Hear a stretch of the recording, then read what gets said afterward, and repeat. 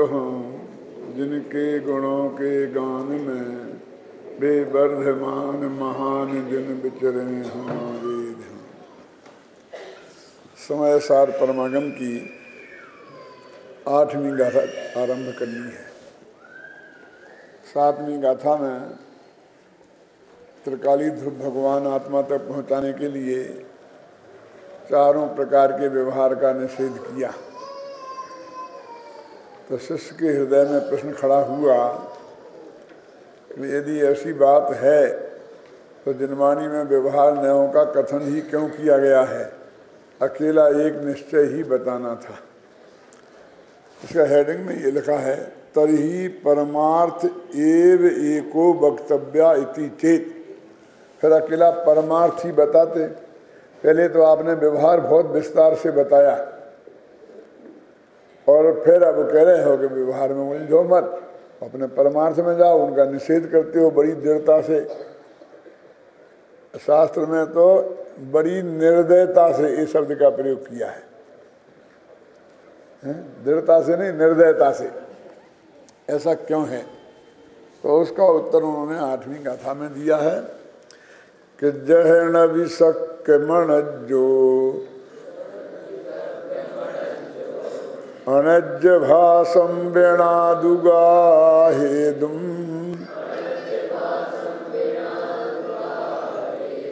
तह व्यवहारेण बिना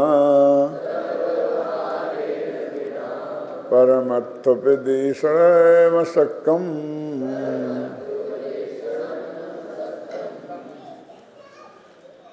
कहते हैं जिस प्रकार अनार्य व्यक्ति को अनार्य भाषा के बिना समझाया नहीं जा सकता, उसी प्रकार व्यवहार के बिना परमार्थ का उपदेश नहीं दिया जा सकता। इसलिए जिनवाणी में व्यवहार का कथन है। ये 4 अब यहाँ से गाथाएं शुरू होंगी, 8, 9, 10, 11 और 12 तक भी समझ लीजिए। ये सब न्यायों की चर्चा करने वाली गाथाएं हैं। एक तरह से तो 7वीं में भी न्यायों की ही बात आई ना, 6वीं 7वीं में भी, लेकिन वहाँ वो त्रिकाली ध्रुव भगवान आत्मा इतना मुख्य हो गया, हावी हो गया कि हम इसे न्यायों का प्रकरण नहीं कह सकते, है ना। तो वहाँ भी उपचरित सद्भूत व्यवहार न्याय का निषेध 6वीं गाथा में किया और 7वीं में अनुपचरित सद्भूत व्यवहार न्याय का निषेध किया। यानी इस प्रकार अशुद्ध सद्भूत और शुद्ध सद्भूत दोनों न्यायों का निषेध कर दिया। तो वो उसी की तो हुई ना, न्यायों की बात तो हुई। माने ये सारी समय सार की बात आरंभ करने के पहले आचार्य कुंद को लगा कि न्यायों की बात समझाए बिना समय सार समझाया नहीं जा सकता। आचार्य देवसेन का न्याय चक्र है जो बहुत प्रसिद्ध था पहले। क्या नाम? श्रुत भवन दीपक। उसका नाम क्या है? श्रुत भवन दीपक न्याय चक्र। क्या अर्थ है उसका? श्रुत माने जिनवाणी, द्वादशांग। उसका जो मकान और उसमें जो मकान में जो दीपक का काम करे, इतना बड़ा जिनागम है, उसका भवन है और उसमें मैं एक दीपक रख रहा हूँ, इसमें उसमें उजेला पड़े। श्रुत भवन दीपक नय चक्र। एक नय चक्र माल्य धवल का उपलब्ध है और उसका नाम क्या है? द्रव्य स्वभाव प्रकाशक नय चक्र। मतलब द्रव्य का स्वभाव क्या है, उसका प्रकाश करने वाला नय चक्र है। और वो नाम इसलिए ज़्यादातर मुख्यता से सार्थक है कि उसमें द्रव्यार्थिक पदार्थक नय की मुख्यता से द्रव्य का स्वरूप, प्रमाण का स्वरूप बहुत विस्तार से बताया। और अकेले न्यायों की चर्चा नहीं है, न्यायों का तो एक चैप्टर है, उसमें तो 12 चैप्टर हैं, इसलिए वस्तु के स्वरूप का भी प्रतिपादन है। फिर भी उसका नाम उन्होंने न्याय चक्र रखा। यानी उनके दिमाग में भी वो न्यायों वाला अध्याय इतना हावी था कि उसका नाम उन्होंने न्याय चक्र रखा। पूज्य गुरुदेव श्री ने जो भी नयों की चर्चा की वो त्रिकाली ध्रुव भगवान आत्मा को जगत के सामने प्रस्तुत करने के लिए की।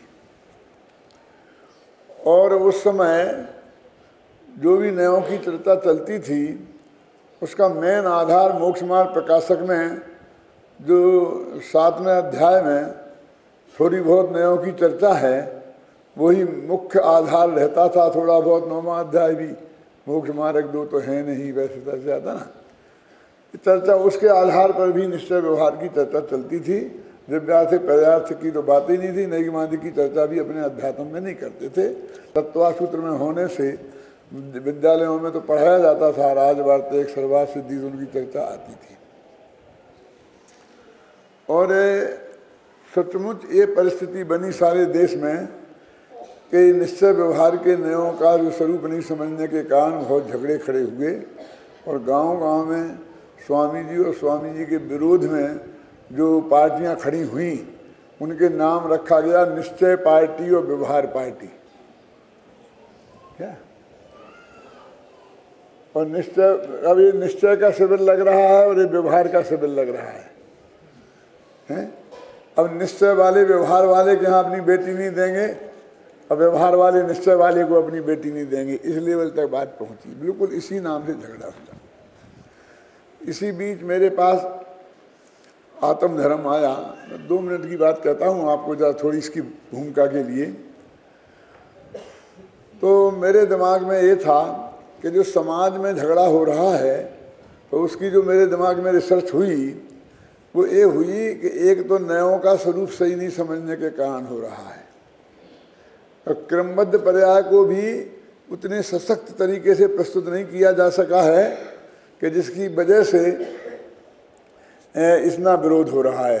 यदि उसे सशक्त तरीके से प्रस्तुत किया जाए तो उसका विरोध मिट सकता है। और एक निमित्त उपादान की वजह से झगड़े हैं। तो इन झगड़ों के निपटाने के लिए क्या किया जाए? जब सबसे पहले आत्मधर्म मेरे पास आया तो सबसे मेरा बहुत बहुचर्चित चिंतित विषय था धर्म के 10 धर्म। और उस पर मेरी बहुत प्रशंसा होती थी। जहाँ जहाँ जाता था प्रवचनों में पाटनी जी वगैरह कहते थे लिख दो, इसे लिख दो। तो सबसे पहले तो मैंने वो शुरू किया सिर्फ अपने पैर जमाने के लिए, क्योंकि मैं कठिन विषय शुरू कर देता तो हो सकता उसी वक्त पैर उखड़ जाते क्या। और गुरुदेव से मैंने 5 इंटरव्यू लिए उनके विरोध में मिटाने के लिए। चैतन्य चमत्कार में वो छपे आपने देखे ना। सचमुच उसका जादू जैसा असर हुआ और समाज के बहुत भ्रम भंग हुए।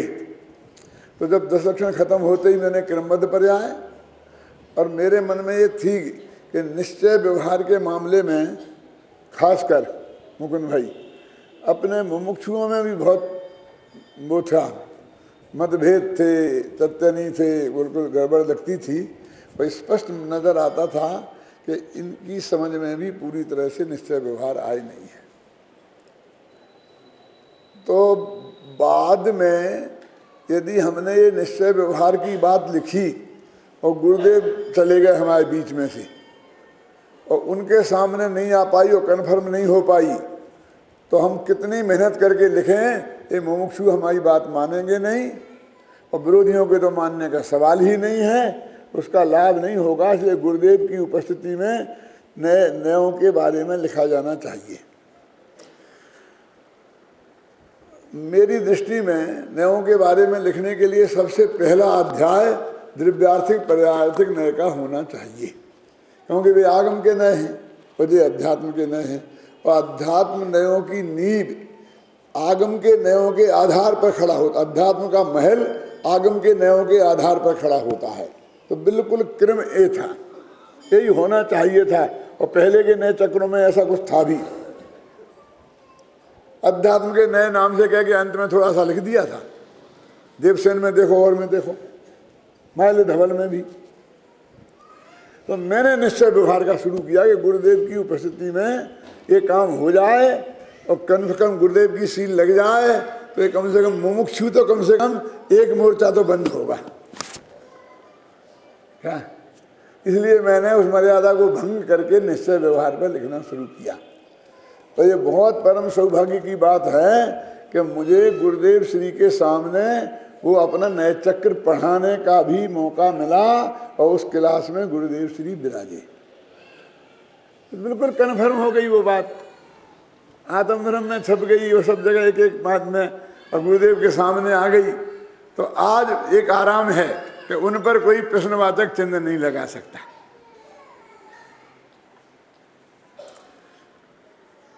और मैंने उसका नाम रखा परम भाव प्रकाशक नए चक्र, क्योंकि परम भाव माने वही दृष्टि का विषय भू जो भगवान आत्मा है।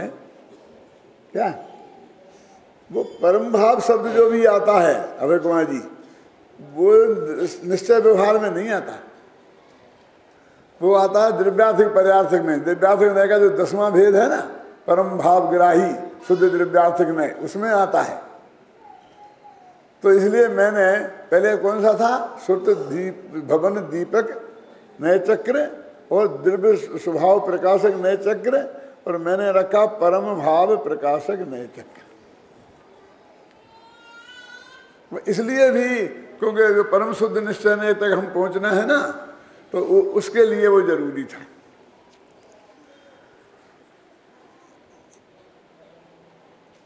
गुरुदेव के सामने भी ये रखा गया। अब एक जो बहुत बड़ी तकलीफ खड़ी हुई, गुरुदेव श्री ने जब 19वीं बार समय सार पर प्रवचन किया, मेरी बात सुनना, बहुत दिमाग में गया, इसके लिए मैंने इतनी कहानी सुनाई पुरानी, इसलिए भी सुनाई कि ये कैद हो जाए तो भविष्य में आपको इसकी ऐतिहासिक जानकारी भी रहे कि उन्होंने जो 21वीं बार प्रवचन किए, 19वीं बार, और वो छपे प्रवचन रत्नाकर के रूप में। तो जब वे 11वीं गाथा का अर्थ कर रहे थे, और जिसमें लिखा है कि अभूतार्थ है व्यवहार न व्यवहारो भूयत्थो भूयत्थो द्वेषनो शुद्ध न हो, तो जब उन्होंने वहाँ व्यवहार में की व्याख्या की, तो व्याख्या को पंचाध्यायी के आधार पर कर दिया, क्योंकि उस वक्त उनके स्वाध्याय में पंचाध्यायी चल रही होगी। अरे कुमार जी, आपको भी ये बात समझाना बहुत जरूरी है। उससे क्या हुआ कि वो पंचाध्यायी माए नए वो अध्यात्म में बहुत प्रचलित हो गए। कौन कौन से? वो बुद्धिपूर्वक राग, बुद्धिपूर्वक राग, वो सब अपन ने पूरा एक चैप्टर लिखा, उसके लिए अलग से लिखा है पंचाध्यायी के नए। लेकिन वो आचार्य कुंद को मान्य नए नहीं है, घबराना नहीं है। आचार्य कुंद के मान्य जो नए हैं वो देवसेन के नए चक्र में हैं, वो माइल धवल के नए चक्र में हैं। और देवसेन ने तो स्पष्ट शब्दों में लिखा कि आचार्य कुंद की वाणी से ग्रहण करके मैं नए चक्र लिख रहा हूँ, ऐसा स्पष्ट शब्द में है उनके बिल्कुल संस्कृत में कि मैं कुंद आदि आचार्यों की वाणी के आधार पर ही नए चक्र लिख रहा हूँ। अब वो डिटेल क्या है वो मैं नहीं बताऊंगा, नहीं तो मेरी बात रह जाएगी। लेकिन ये आप समझ लीजिए कि उससे क्या नुकसान हुआ कि लोगों की जबान पे तो वो रटे थे, और जब अपने निश्चय व्यवहार आए तो वो उनको अस्वीकृत हुए। बहुत लोगों को तो समझते नहीं है। लेकिन मैं एक उदाहरण देना चाहता हूँ कि मैं हिम्मतनगर में प्रवचन कर रहा था, और जब 4 प्रकार के व्यवहार में मैंने ये समझाए जो आपको समझाए थे 2-3 दिन पहले, तो 20 सभा में रमण मामा बोले कह नहीं ये गलत है। रमण मामा का मतलब समझ गए ना, वो बाबू भाई का मामा। तो वो शिक्षा विभाग में इंस्पेक्टर थे, रिटायर्ड होने के बाद में उन्हें सबने काम सौंपा प्रवचन रत्नाकर का गुरुदेव की वाणी से लिख करके। तो उन बेचारों ने वो ही पढ़े थे, तो वे उनके दिमाग में ताज़ा थे और ये बिल्कुल उनको अटपटे लगे। तो उन्होंने एकदम भरी सभा में कहा, तो फिर मैंने वो सब समाधान भी किया, वो सब बात हो गई कि क्या फ़र्क है। तो मैं ये कहना, अभी भी आपको वो तकलीफ खड़ी हो सकती है कि वो जो पंचाध्यायी के नए हैं उनके बारे में ज़्यादा कमेंट्स में नहीं करना चाहता हूँ, लेकिन पूरे आगम के नए एक तरफ और पंचाध्यायी के एक तरफ, बस माने वो अकेले पंचाध्यायी में है, न बाद में लोगों ने अनुकरण किया उनका और न पहले। समझ गए ना आपकी? तो ये जो अपना नए चक्र है, इसमें अपन ने बराबर पूरा आचार्य कुंद की परंपरा वाला नए चक्र लिखा है। और फिर बाद में किसी को भ्रम ना रह जाए तो एक पूरा चैप्टर पंचाध्यायी के नए के नाम से अलग लिखा और उनका कंपैरेटिव स्टडी की। ये इतिहास बताने का उद्देश्य ये है कि ये जो नए चक्र अपने कहा, नए चक्रों का जो इतिहास है, जब नए चक्र सामने आया तो निश्चित रूप से ये सारे झगड़े देश में खत्म हो गए। क्रमबद्ध पर्याय, निश्चय व्यवहार और ये सब ये निमित्त उपादान संबंधी। अब जो झगड़ा है वो व्यक्तिगत झगड़े हैं, अंदर और बाहर दोनों, सब बिल्कुल सैद्धांतिक झगड़े नहीं हैं। एक लेख पिछले 20 साल में क्रमबद्ध पर्याय के विरुद्ध आया हो किसी अखबार में तो बताओ, और उसके पहले देखो फरा पड़ा रहता था। एक लेख निश्चय व्यवहार के विरुद्ध आया हो तो बताओ, एक लेख निमित्त उपादान की चर्चा पे आया, कुछ नहीं। अब तो दे बातें रह गई हैं कि भी अस्पताल में गए, फलाना हुआ, जे हुआ, बे हुआ, जे ये नहीं मानते, न नई पूजना बनाई। मैंने मतलब जो झगड़े के मुद्दे हैं उनमें कुछ दम नहीं रह गया है। क्या वो प्योर व्यक्तिगत हैं, बहुत प्रभावगत हैं, और अंदर बाहर दोनों जगह अब सैद्धांतिक झगड़े रहे ही नहीं। नए चक्र पर आज तक किसी मुमुक्षु ने प्रश्नवाचक नहीं लगाया, निमित्त उपादान पर किसी ने, क्रमबद्ध पर्याय पर किसी ने प्रश्नवाचक नहीं लगाया, समय साधन शीलन पे भी नहीं लगाया। व्यक्तित्व से जलने वाले लोगों ने थोड़ा बहुत ऐसा कि क्या जरूरत थी, क्या जरूरत थी, ख्याल में आई ना, बस ऐसे प्रश्न जरूर किए, लेकिन एक पंक्ति में, एक अक्षर में एक कहाँ गलती है, एक किसी ने आज तक नहीं बताया। आज भी हम कहते हैं बताएगा तो उसका पूरा सम्मान करके वो आगम के आलोक में जैसी आवश्यकता होगी वैसा सुधार कर लेंगे। ये जो 8वीं गाथा है, अब यहाँ से उसमें 11वीं भी आएगी और उसकी अपन को चर्चा आरंभ करनी है। इसलिए मैंने इतनी बात बताई कि चारों प्रकार के नयों का यहाँ पर हमने निषेध किया है। कुंद कुंद नहीं तो आप कुंद कुंद खुद समझते हैं कि नयों की चर्चा के बिना आगे समय सार समझना संभव नहीं है। और पुरुषार्थ सिद्धि उपाय ग्रंथ लिखा अमृतचंद्राचार्य ने, तो उसमें भी शुरू में नयों की चर्चा की, और वो निश्चय व्यवहार नयों की चर्चा की। चरणानी योग का ग्रंथ है, क्यों अध्यात्म का ग्रंथ नहीं है वो, लेकिन चर्चा उन्होंने नयों की। टोडरमल जी ने 7वें अध्याय में कि नयों का ज्ञान नहीं होने की वजह से उनका शिष्य परेशान है, क्योंकि अपेक्षावाद माने नएवाद, तो सारा वो उन्होंने उसमें से उन्होंने विस्तार से खोला है ना। तो यहाँ ये शिष्य कहता है कि चारों प्रकार के जो व्यवहार नए थे इनका निषेध तुमने किया, तो पहले हमें बताया क्यों? अब ये ऐसा ही प्रश्न है कि ये सावन जब धोनी ही थी तो तुमने लगवाई क्यों?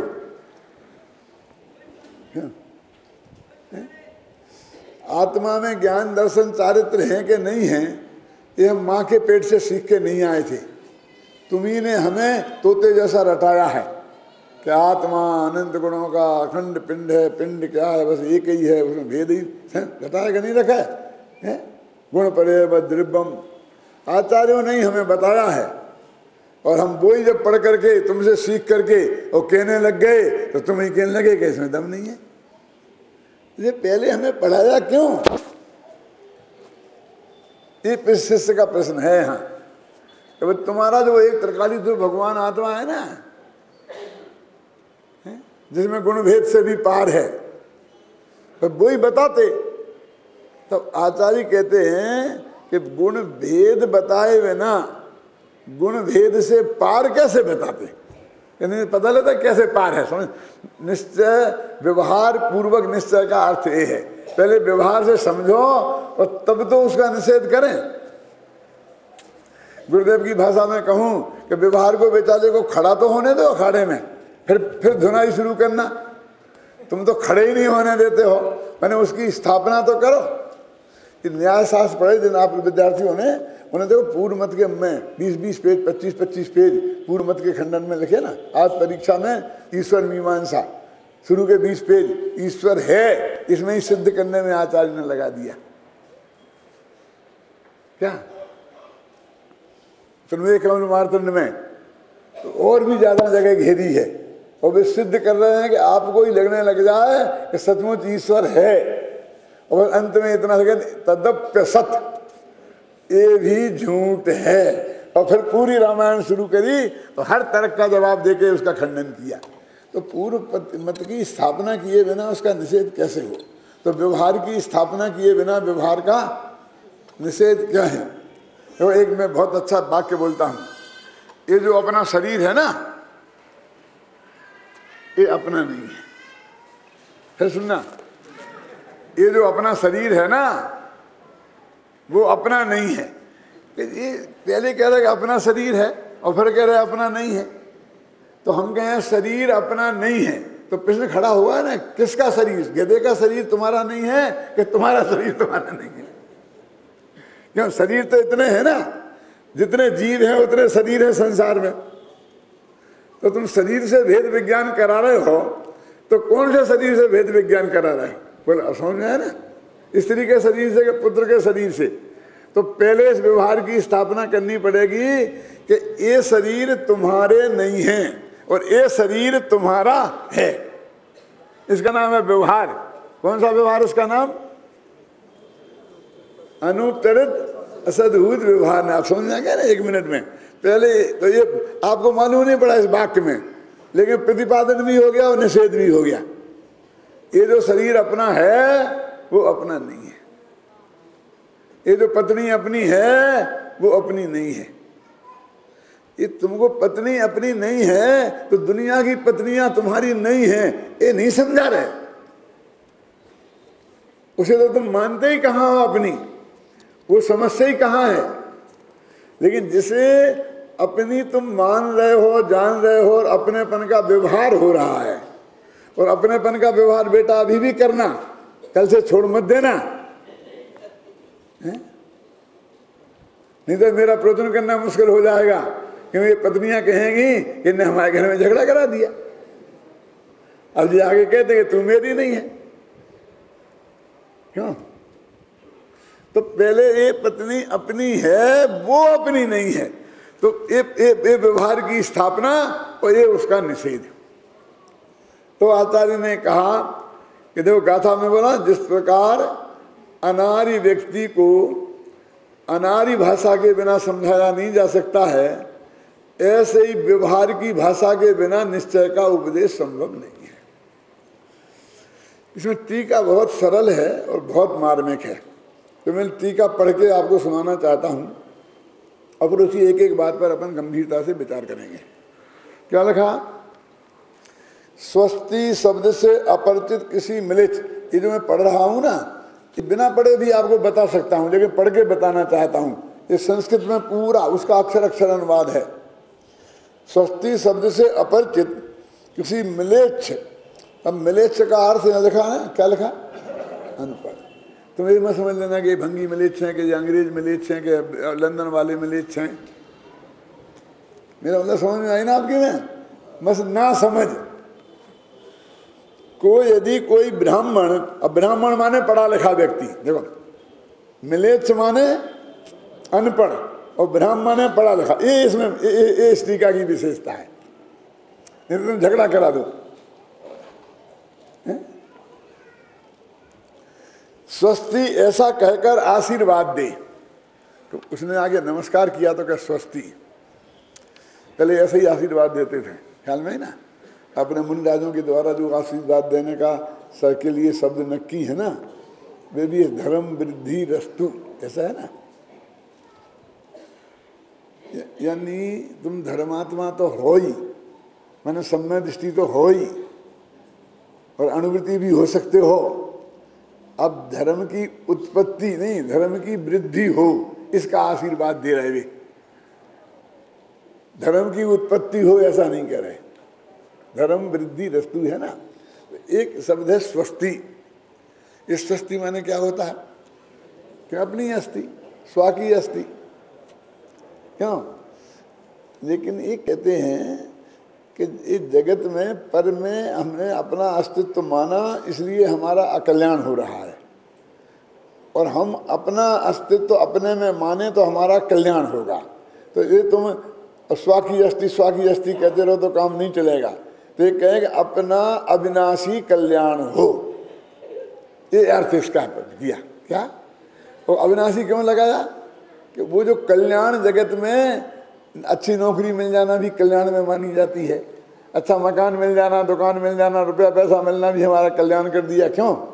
तो वो अविनाशी कल्याण हो जो कभी नष्ट नहीं हो, ऐसा उसका अर्थ है। अभी आप पूजन करते हो ना, और पूजन के पहले पढ़ते हो क्या? स्वस्ति त्रिलोक गुरुवे जिन पुंगवाय, बोलते हैं नहीं? और फिर अंत में स्वस्ति श्री ऋषभो ना स्वस्ति श्री अजिता संभवा, स्वस्ति श्री संभवा। कि पंडित तुम्हें शर्म नहीं आती हो? भगवान के साथ ऐसा बोलते हो? अरे अजित नाथ जी बोलो, ये अजिता ही नहीं। क्यों?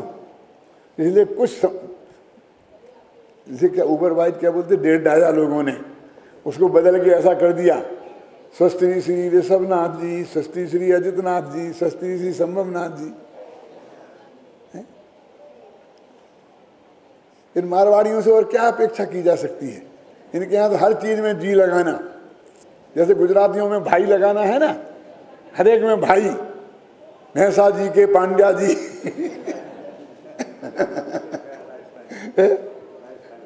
राजस्थान में वही बार राजस्थान, हर के साथ जी लगाना, समझे ना? कोई शब्द भी बोलेंगे एक वाक्य में 3 जी।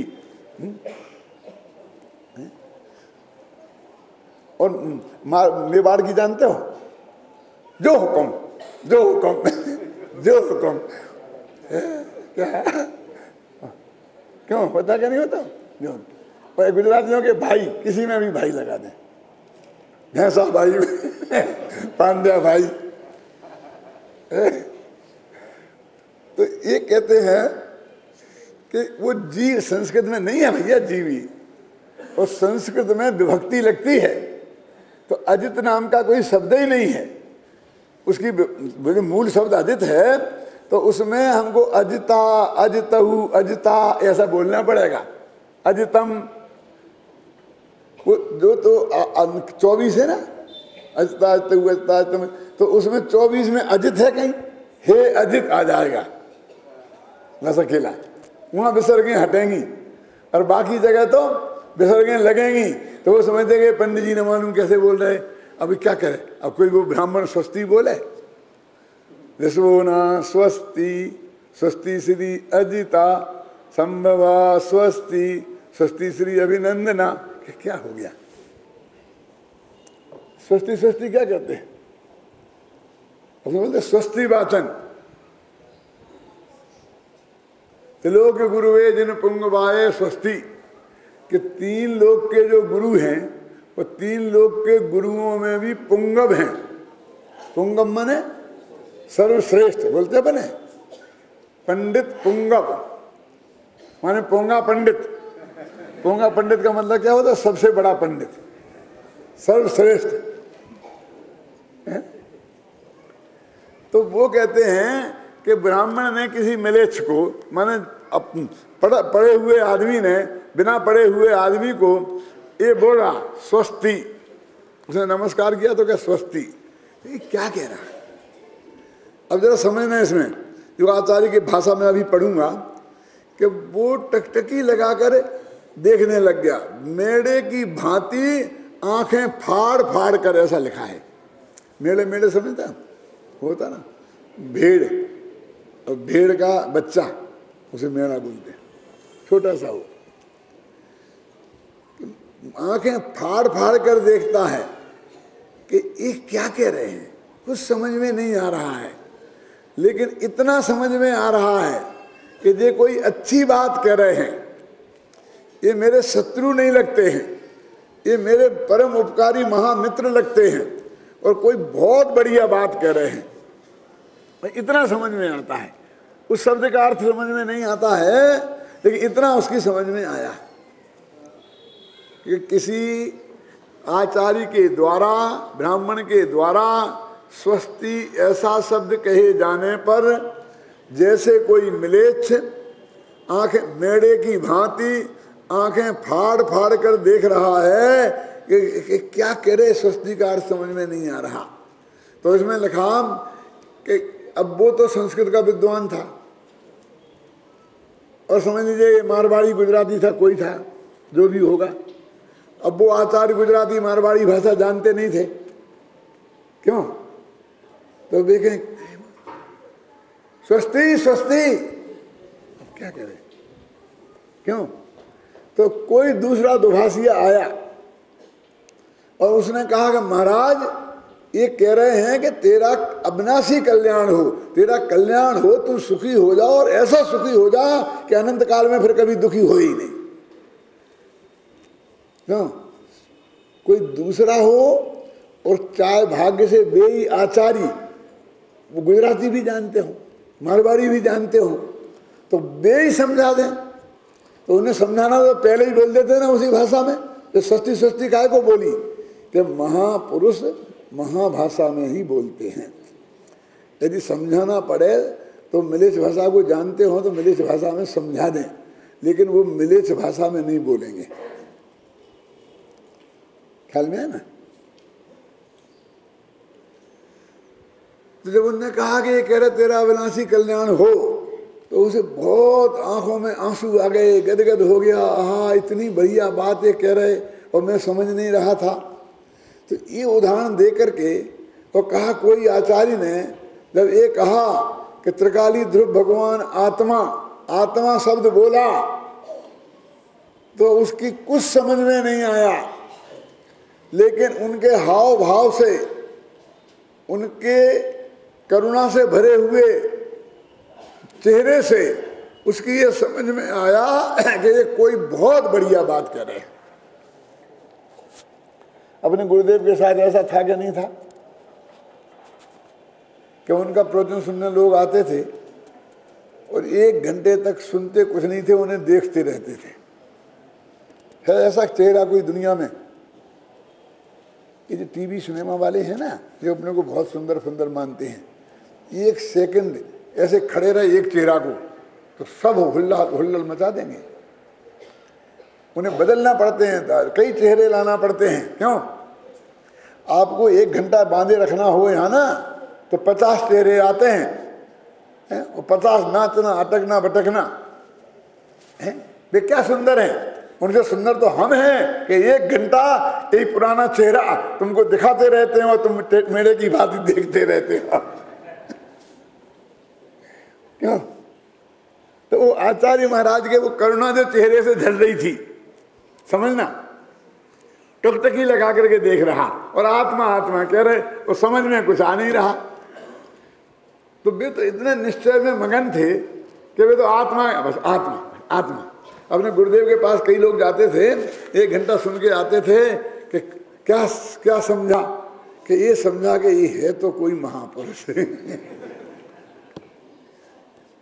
इतना समझ में उसके गारंटी से आता था।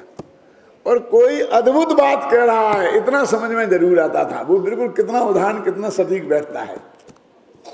हजारों लोग इस देश में अभी भी जिंदा हैं और जो उनसे पूछो तो पहली दफे हम गए थे तो हमारी समझ में कुछ भी नहीं आया, लेकिन इतना समझ में आया कि ये कोई अद्भुत महापुरुष है, जो कोई अद्भुत जगह है, कोई बहुत गजब की बात कहता है जो हमारी समझ में नहीं आ रही। यानी उनकी पात्रता और अपनी अपात्रता समझ में आ जाती थी। है? क्या? तो वो कहते हैं कि इतना समझ में तो पहले ही आ गया था उसको। किसको? वो मेढ़े की भांति देखने वाला। तो ऐसा उदाहरण दे करके वो ये कहना चाहते हैं, क्या बकते हो, शर्म नहीं आती तुम्हें? हिंदी भाषा में नहीं बोल सकते? बड़े पंडित आए, अपना पांडित्य दिखाते हो। ऐसा कुछ नहीं किया, गला पकड़ने की कोशिश नहीं की। ऐसा पात्र शिष्य हो तो उसे आत्मा की बात समझ में आएगी। ये हमारी समझ में आत्मा की बात क्यों नहीं आ रही है? तो पंडित जी कहते हैं देख लो, मिलान कर लो, ऐसी पात्रता है कि नहीं है। बस इसलिए नहीं आ रही समझ में। मैं बहुत सच्ची घटना सुनाता हूँ। एक हम सोनगढ़ गए थे अशोकनगर से, करीब 45 साल पुरानी बात होगी। तो वहाँ पर एक भाई थे हमारे, अभी भी हैं वो, क्या मिश्रीलाल जी नाम है उनका। तो वो इतनी लंबी लंबी ऐसी मूछें रखते थे। हमारे साथ सबसे पहले सोनगढ़ गए थे हमारे साथ। हैं कौन? वो नहीं वहाँ मिश्रीलाल नाम था, अभी भी हैं वो। अब ब्रह्मचारी बन गए, मूछें मुड़वा ली जब से। सुनो, इतनी लंबी लंबी मूछें। अब हम रहे 3-4 दिन रहे, गुरुदेव का प्रवचन सुने। तो मेरे से कहा पंडित जी को समझ में नहीं आता, पंडित जी को समझ में नहीं आता। तो मैंने कहा भाई, मैं चुप रहा। तो मैंने 5वें दिन गुरुदेव की तरफ देखना जरा कम करके उनकी तरफ देखा, देखता रहा। तो वो बराबर मूंछों पे ताव देते रहे। सच में, सच्ची घटना बोल रहा हूं मैं। इस 58 सन की होगी, सन 58 समझते हैं, 58। तो मैंने कहा मिश्रीलाल जी, आपकी समझ में क्यों नहीं आ रहा है? मेरी समझ में आ गया। आप मेरी बात मानो तो समझ में आएगा। बोले क्यों साहब को बताओ। मैंने कहा ये मूछें मुड़वा दो। तो ये हंसने लग गए, बहुत कहा क्या बात करते हो। मैंने कहा नहीं, बिल्कुल सच्ची बात ये है, आप मूछें आपका बहुत उपयोग खाती हैं और निरंतर उन्हें संभालने का आपका विकल्प आता है। जैसी महिलाएं अपनी माथे की साड़ी, ना उन्हें ढकना है ना नहीं ढकना है, बस बार बार बस उनकी समझ में नहीं आएगा।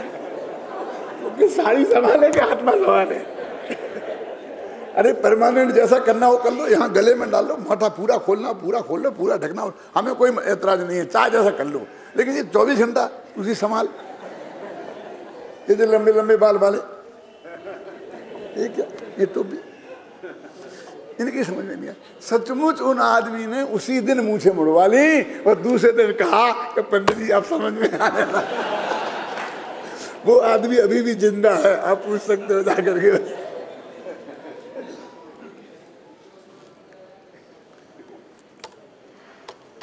अब आप भी आपकी समझ में नहीं आए तो देखना कि क्या कारण है, आपको अपने में मिलेगा। मेरे कहने का मतलब ये है कि वो की पात्रता कैसी होनी चाहिए, वो सर्वाधिक महत्व उस वाणी का होना चाहिए, उस गुरु का होना चाहिए। क्योंकि समझने में ये बहुत बड़ा कारण है। समझने के लिए कैसा पात्र चाहिए, इसका वर्णन इस गाथा में आ गया है। क्यों? अब देखना, इसमें 5 लब्धि आ गई। कैसी लब्धि आ गई? कि जब वो बात आई और उसकी समझ में नहीं आई तो उसने गुस्से में ये नहीं कहा कि सबकी समझ में आए, ऐसी बात क्यों नहीं बोलते हो? ये इतनी ऊंची ऊंची भाषा बोलते हैं, आत्मा फात्मा लेके बैठ गए, सबकी समझ में आए ऐसी बात क्यों नहीं कहते हो? क्यों?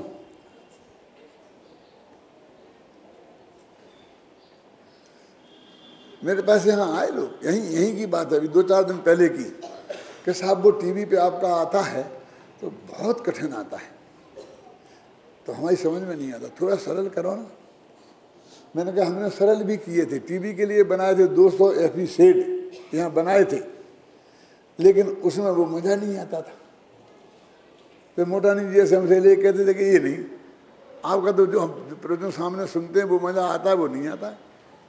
आप जैसे कई लोगों ने कहा, तो मैंने कहा भैया वो सरल फरल में नहीं आएगा। सरल तो बहुत बोलने वाले हैं।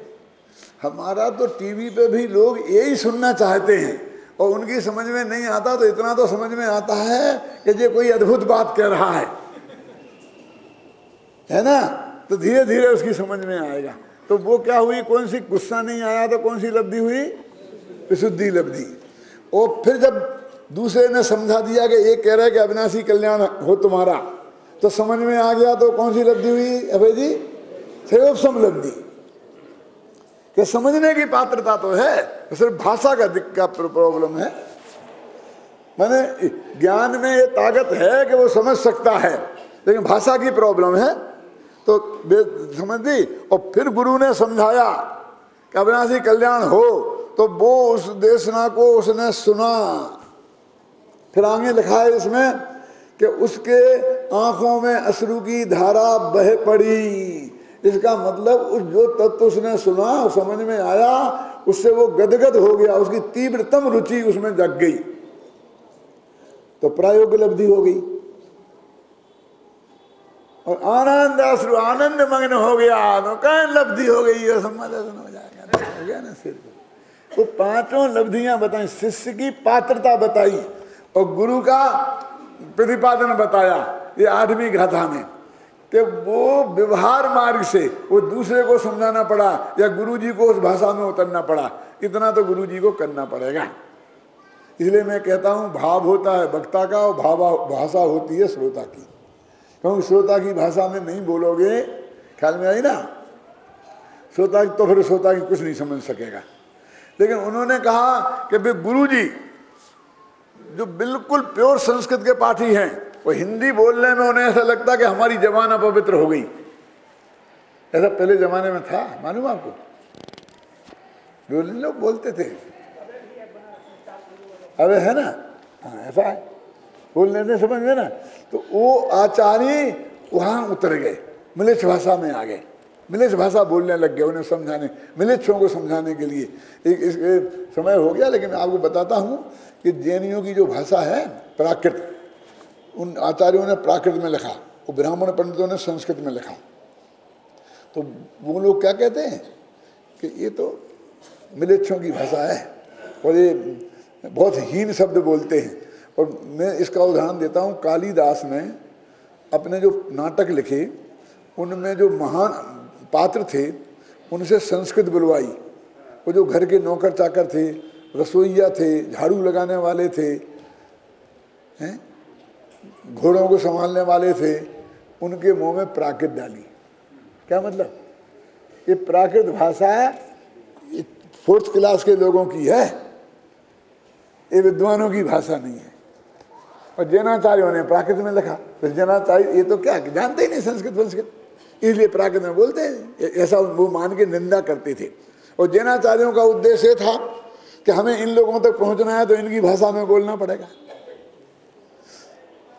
तो लोगों ने कहा हाँ ठीक है, उस भाषा में बोलने लग गए, तैयार हो गए। लेकिन आचार्य कहते हैं कि हमने तुमसे बेटा मिलेच्छ भाषा में बोलने के लिए कहा है, मिलेच्छ मत हो जाना। क्यों? तुम उन्हें समझा देना मिलेच्छ भाषा में, लेकिन अभी तक तो वे अभक्ष भक्षण भी करते होंगे, अनछना पानी भी पीते होंगे, तो उनके साथ वो अनछना पानी मत पीते लेना। गांधी जी ने कहा ना कि जनता तक पहुंचना है तो जनता की भाषा में बोलना पड़ेगा, और बोले और वैसा भेष अपना लिया है। और ये कुछ लोग फिर नेता, अब मैं कहना नहीं चाहता हूँ, अब समझ लीजिए कि उनके हमें जाके खाने लग गए। अब समझ आए ना क्या कह रहे हूँ? क्यों? कि वो इसके बिना उन्हें अपनापन नहीं लगेगा। हमारी मुख्यमंत्री जी जाती हैं कहीं भी गांव में, जाती किसी के यहाँ, और उसी के यहाँ कोई रोटी का टुकड़ा लेके वहीं खा लेती। और यहाँ हमारी रोटी का टुकड़ा मुख्यमंत्री जी ने खा लिया, वोट पक्के, क्या राबड़ी खा ली, कहीं ये खा ली, कहीं वे चले गए। ये वो आचार्य जैसे नहीं, ये तो ठगिया लोग हैं, ये तो तुम्हें लुटेरे हैं, लूटने आए हैं, समझे ना। वो कहते मिलेच्छ भाषा में बोल लेना, लेकिन मिलेच्छ मत हो जाना। ये इसमें आने वाला है। अब बाकी चर्चा अपन कल करेंगे।